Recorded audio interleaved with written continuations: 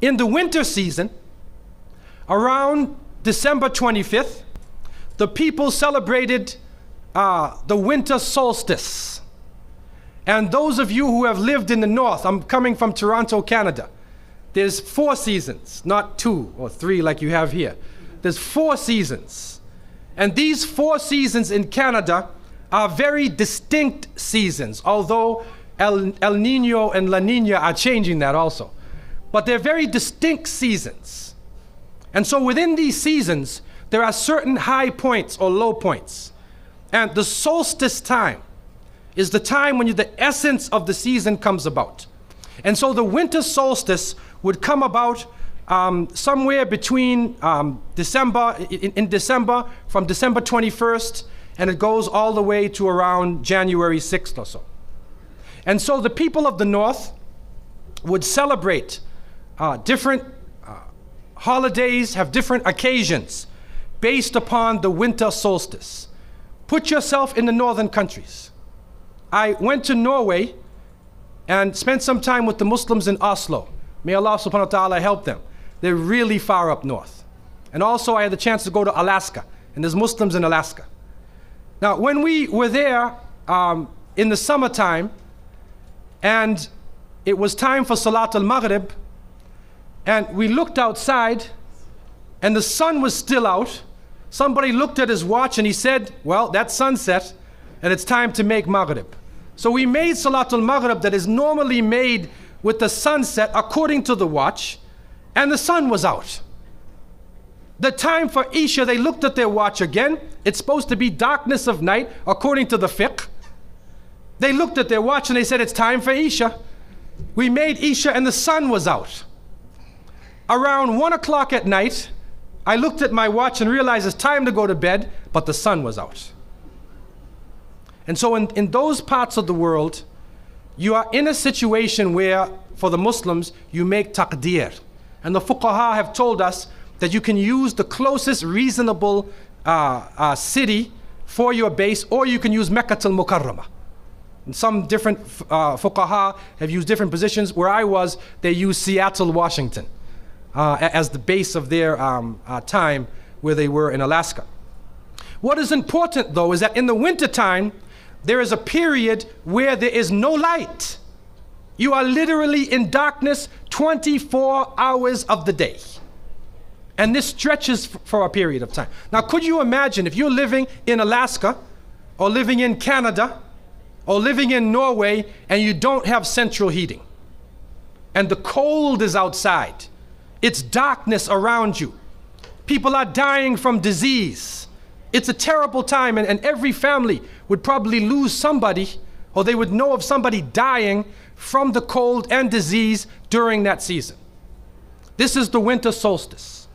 And so when the sun starts to come out, the people now are looking at the sun as a life-giving force.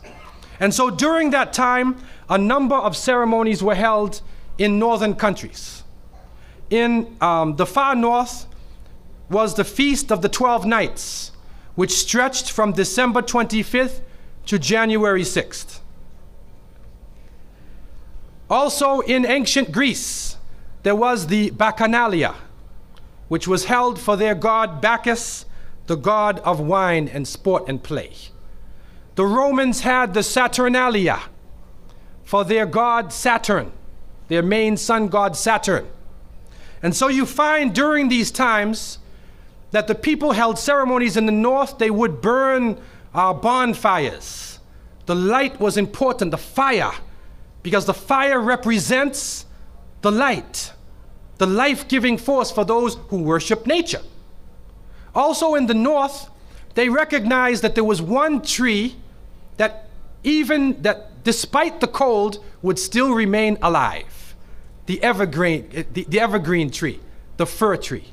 And so in some cases they would take this fir tree, believing that there was powers of life within the tree, and they would put it in their homes, set it there and put a light on the top of it, or burn them in the front, or they would make mistletoes and put them over their doorways, a type of what we would call ta'weez or tamima. It is an amulet. and they would hang the amulet over their doors, hang the amulets in their home, hoping that this fir tree, that this so-called life-giving force would protect them from the danger of the winter. And so their ceremonies developed around this. And this went on for hundreds of years. We also find in the ancient northern countries, we find the Druids and the Druids of the north. And they carried out special ceremonies surrounding the mistletoe and surrounding the fir tree and the beliefs, and they would meet within circular areas. And they had a secretive cult that spread throughout the far northern countries. One of the interesting individuals, and you can look this up if you can find it in the dictionaries or encyclopedias, is a man called Mithra or Mithras. This is a very mysterious character. And when you look at history, you find that this individual called Mithra was born on December 25th. His day of the week was the 7th day of the week, that we still call Sunday. He was supposed to be the son of the sun god himself, and they had a special sacrament made up of bread and wine, and they would make this drink during this time, and supposedly he died for the sins of the people. Sounds familiar, doesn't it? But when you try to find Mithra or Mithras in the encyclopedias, they, through state intervention, erased the name. Why is this? That is because after the time of Jesus, Isa alayhi salam, when his followers, when the message began to spread, and they went north, and you'll see within historical writings that Barnabas, one of his disciples, met a man named Saul or Paul, who later called himself Paul. Paul said he saw Jesus on the Damascus road. And he went to the disciples, but the disciples turned against Paul. Only Barnabas stayed with him. But when Paul and Barnabas went into Greece, Barnabas left him. Now, what is the reason why they all left him? What are the concepts coming through Paul? Many people say, well, they left him because he was Saul before, and he used to torture the early followers of Isa alayhi salam. But also you can see, and if you look at present day Christianity, that most of the concepts of the Trinity, of the blood sacrifice, the original sin, and most of the concepts which relate to more than one God are coming through Paul. The preachers are quoting Paul sometime more than Jesus during their sermons. And so Barnabas left Paul. And somewhere in the early days, in Rome or Greece, somewhere in that area, those missionaries who were teaching the teachings of Jesus, Isa alayhi salam, met with this force coming from the north. And so you will see in ancient Roman history that in some cases the Roman emperor would go out to the Colosseum and the gladiators would be fighting each other and everybody's cheering for the gladiators. Sounds like one of our football games. They would go to the Colosseum, right? And the gladiators would fight. And then if one of the gladiators was down, and they would look at the emperor, should I kill him or not? And if he wanted to kill him, he would say, he would go like that. Right? You know, that sign down. If he said keep him alive, he goes like this. You know how we use it today? Yes. Okay? He gives that sign. Okay? One of the terrible things happening during these rituals at the Colosseum is that they would bring the Christians out, literally men, women, and children, and feed them to hungry animals. They would take a hyena or a wolf or a lion and get it hungry and crazy and beat it and throw raw meat at it and then send it out on the people. And they would literally cheer and watch as the animal ripped the bodies apart. This is a terrible culture. Tear the bodies apart. And so somewhere along the line, somebody who couldn't take the torture, who felt that maybe we can win these people over, made a compromise. And you start to see changes going on from the early part of the Christian era in Southern Europe, where the major ceremonies held by the nature worshiping people are combined with Christian names and Christian ceremonies, and therefore what comes forth to us is a mixture with the two streams coming together, where you get a monotheistic name or a monotheistic character with a pagan ceremony. And so the mixture of this together is what is giving us the present day holidays that we see. Number one, we understand that Isa alayhi salam, according to the different reports of the different scholars in many religions, he was not born in the cold weather. History shows us that he was born during the warm weather. Even in the Christian traditions, they have the belief that the shepherds were tending their flocks outside. And in Palestine, you cannot keep your flocks outside in the wintertime in the evening. You bring them in because it's cool at night. And so it was the warm weather. It was also the time of the taxes in the north. In the story coming in the Quran, when we see the mention in chapter 19 in verses 24 to 25, and we see the mention of the story of Mary, because it is the belief of the Muslims that Maryam, may Allah be pleased with her, was a virgin, and she had dedicated her life to the worship of one God, prayer and fasting, and by the power of Allah, that the Creator breathed His Spirit into her, and she conceived Jesus. He said, be, and it is. She conceived Jesus, Isa alayhi salam, without a father, without a man. That is a belief of Islam. It is also a belief that when she felt the pain of the pregnancy, that the angel came to her and told her to go outside of the city. She went outside of the city to a remote area, and there she found a palm tree, and she found water. And it was speaking about rutub, janniya. It was speaking about a type of rutub, or a type of dates. And those who know, who have lived in the desert area, know that when the dates become ripe, when you start to see the color of the dates change, because dates are not brown, you know. Dates are originally red and they're yellow, they're other colors, but they turn the brown. It's at the height of the heat that the dates become ripe. And so it's at that time that she gave birth to Isa alayhi salam. So from different points of view, different historical points of view and different religions, we understand that Isa alayhi salam was not born during the winter season. He was born in the warm weather. So who was it that was born in the winter season? What is that? Who is that character now? Let us become detectives and try to find out the answer to this problem. Number one, you have to understand this concept of Saturn, the concept of Bacchus.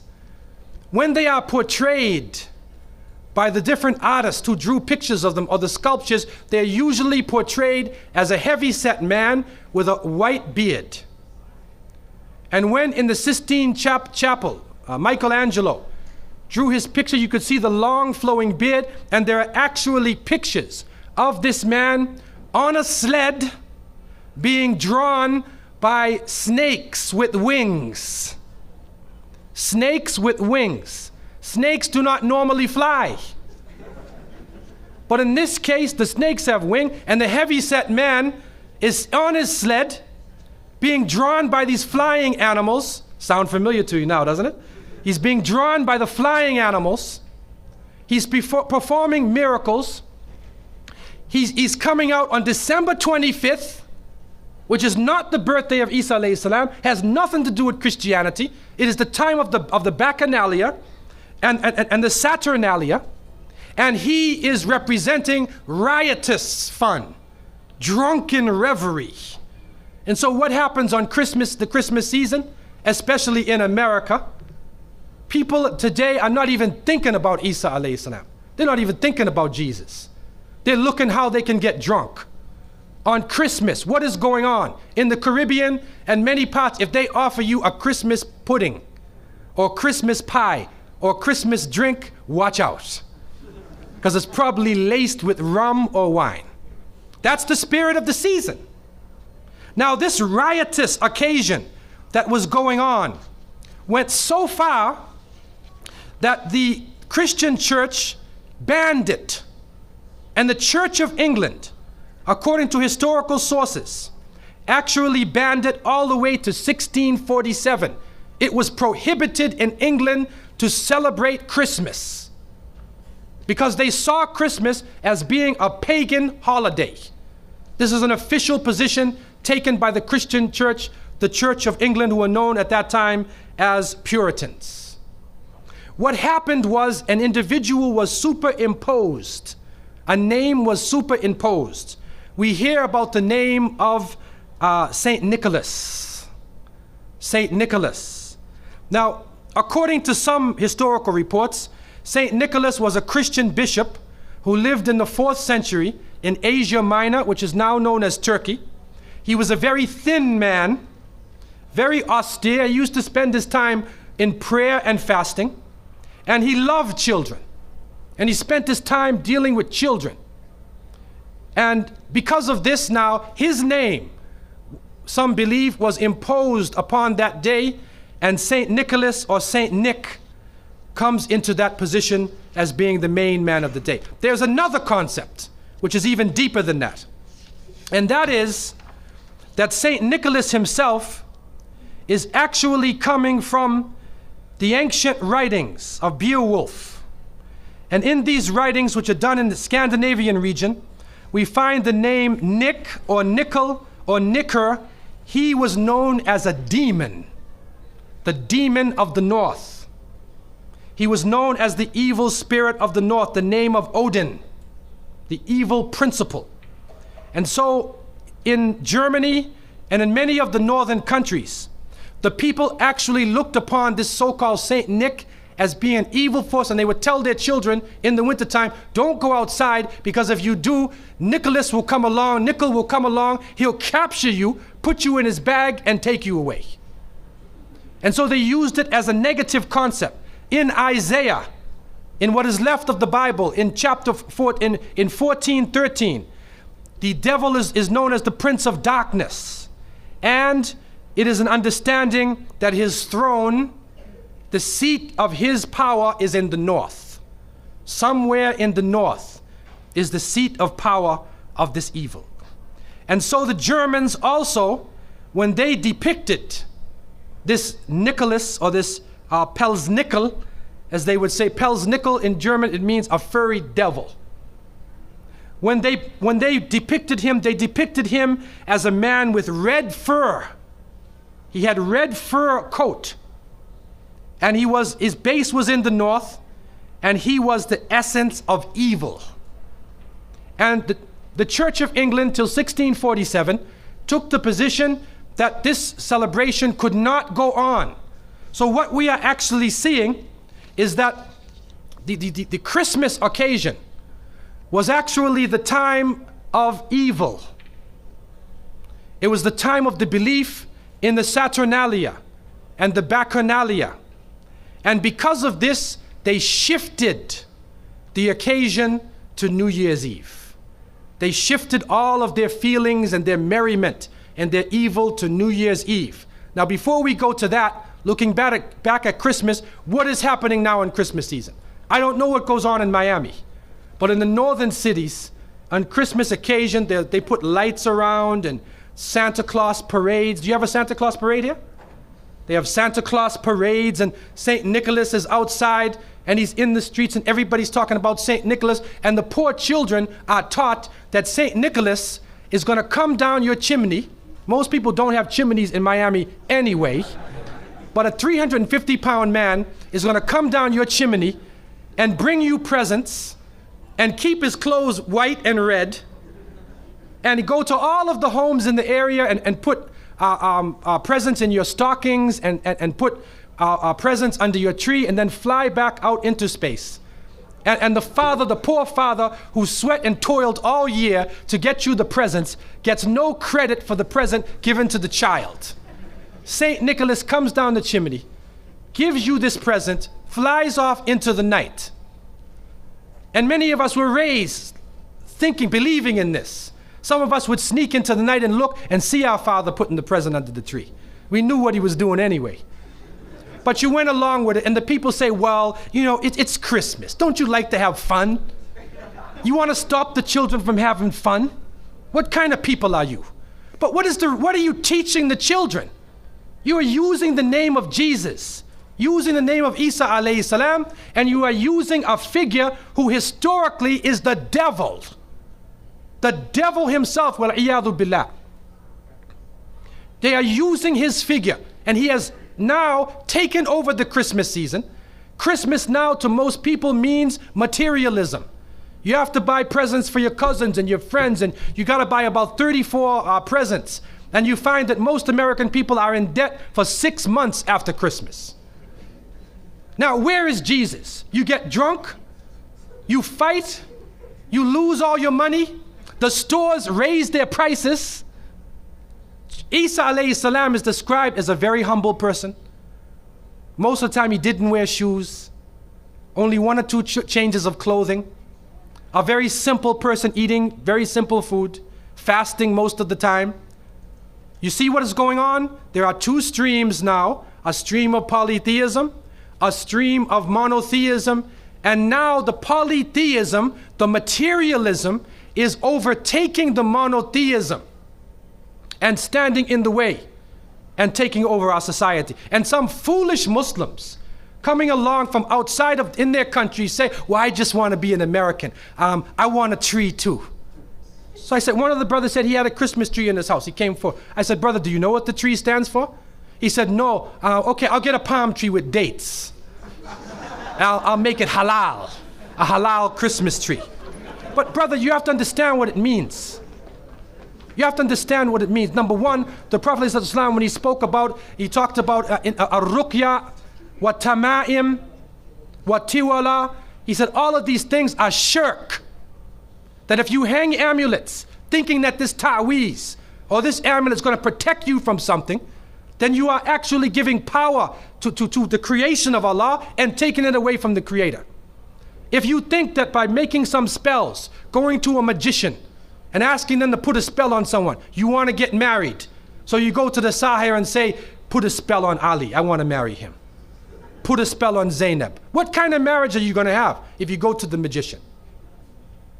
And so the Prophet, peace be upon him, named all of these things, the superstitions, the amulets, all of these type of things are the other stream which goes away from monotheism, from the belief in one God, and takes you into another religion.